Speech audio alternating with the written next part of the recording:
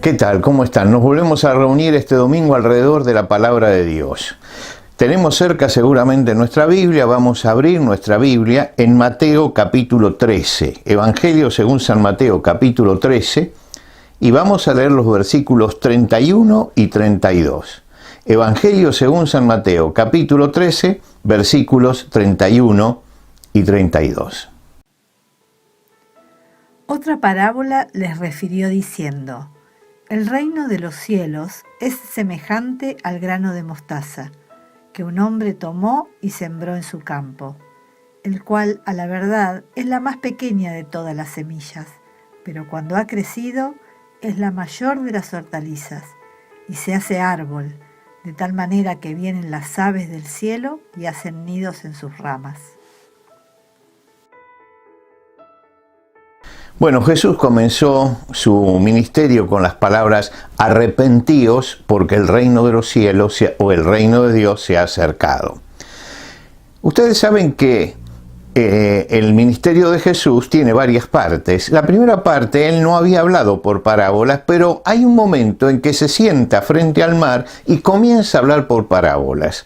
Aquí, en este capítulo, tenemos las 7 parábolas del reino de Dios. Ahora, ustedes saben que el pueblo de Israel había sido sojuzgado por los imperios de fuerza de la época. Ellos cayeron en manos de los caldeos, de los persas, de los griegos, de los romanos. No tenían autodeterminación. Y todos estos pueblos eran pueblos paganos, y como pueblos paganos introducían su idolatría, su moral, su decadencia, y ellos rechazaban todas estas cosas por la formación que tenían en la ley de Dios. Ahora, ¿qué significaba para ellos reino de Dios? ¿Cómo interpretaban ellos el tema reino de Dios?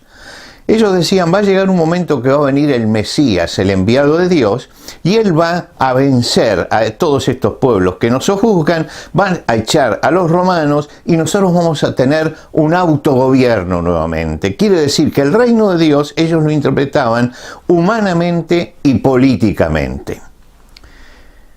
Esperaban al Mesías que produjera el gran cambio. Y si ustedes leen, por ejemplo, el Evangelio de Juan, al principio, cuando Jesús llama a sus discípulos, Andrés lo va a buscar a Pedro, ¿y qué es lo que le dice? Hemos hallado al Mesías, es decir, llegó el que nos va a liberar de todos los yugos y nos va a liberar de los romanos. Y también Felipe, cuando habla con Natanael, le dice: hemos hallado aquel de quien escribió Moisés y los profetas. Están refiriéndose al Mesías, al que venía a producir el gran cambio para ellos político y social. El gran cambio, en síntesis, era que echaran a los romanos y que volviera la gloria pasada de un reino local. Los hombres siempre trataron de producir cambios. La sociedad está llena de momentos en que en la historia se producen cambios. Ahora, los hombres, cuando tenían que producir esos cambios, por ejemplo, expandir los reinos, lo hacían por la fuerza. Tenían un ejército y los lanzaban contra el enemigo. ¿Para qué? Para sojuzgarlos.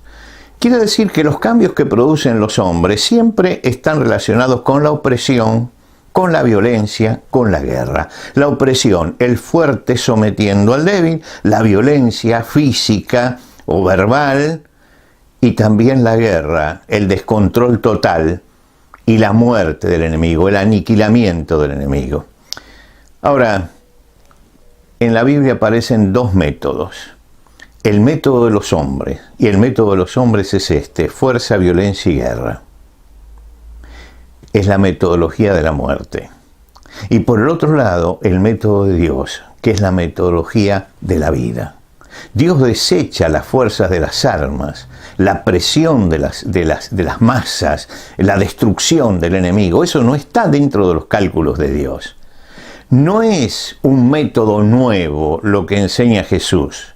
Es algo que, si hubieran leído los judíos atentamente el Antiguo Testamento, la Biblia para ellos, se hubieran enterado que ya desde antiguo Dios había dicho esto.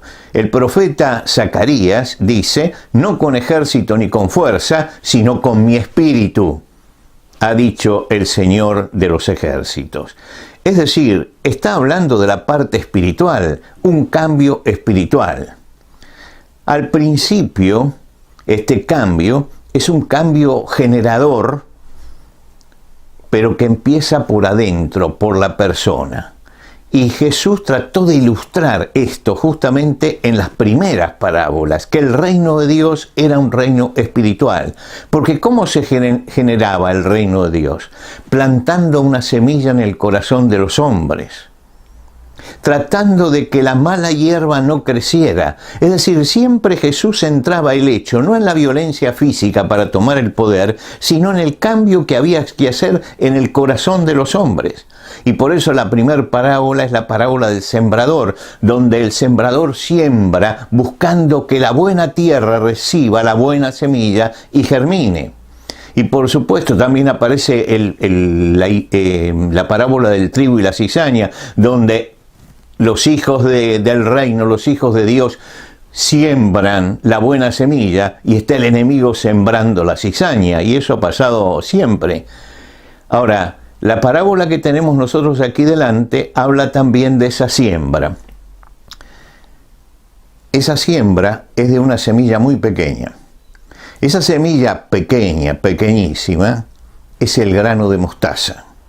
Entre los judíos existía un refrán que hablaba de la semilla de mostaza como la más pequeña de todas. Lo que era muy pequeño se lo menospreciaba como una semilla de mostaza. Y Jesús lo que dice es, fíjense que si se planta una semilla de mostaza, aparentemente no tiene poder, aparentemente es pequeña, pero cuando cae en la buena tierra, esa semilla comienza a germinar y sale un árbol de allí.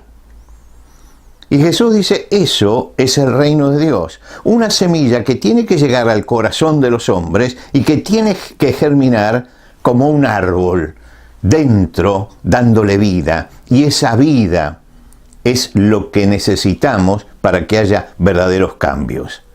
Los cristianos no siempre entendieron estas cosas.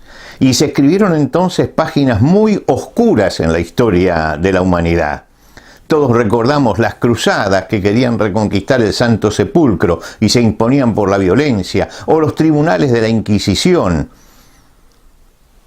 Pero esa aparente utopía que veían los discípulos era elegir la semilla y colocarla en el corazón y dejar que el Espíritu de Dios genere en la persona la nueva vida, se produzca el nuevo nacimiento. Los hombres tenemos un concepto totalmente distinto desde el punto de vista político del de Jesús. Recordamos a Nabucodonosor, que miraba su propio imperio y lo veía como un árbol frondoso que crecía y crecía y crecía. Y Dios le mostró en el sueño que ese árbol se iba a cortar e iba a caer, que no hay nada duradero cuando no hay una base en los cambios que solamente el Espíritu de Dios puede producir en la gente. El mensaje de Cristo es un mensaje poderoso, que cuando llega al corazón de la persona y la persona recibe ese mensaje, cuando acepta ese mensaje de Cristo, cuando se acerca a Cristo y entiende lo que Jesucristo quiere hacer en la vida, se produce en la persona un cambio que no es el cambio que producen los hombres, ni el cambio que produce la sociedad, ni el cambio que produce la sociología o la psicología. Es el cambio que produce el Espíritu de Dios. Por eso, ya en el Antiguo Testamento decía, no con ejército ni con fuerza, sino con mi espíritu. Dios está hablando de ese cambio espiritual que tiene que tener cada hombre. Y ese hombre va a cambiar espiritualmente si la semilla llega al corazón.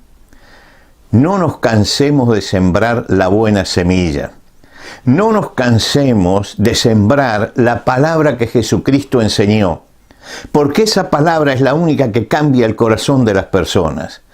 Es la única que tiene el poder del Espíritu sosteniéndola y es la única que produce cambios duraderos en la vida.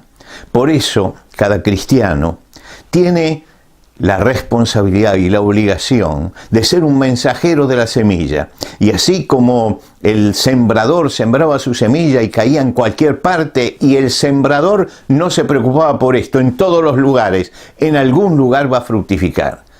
Y finalmente, en la buena tierra comienza a fructificar.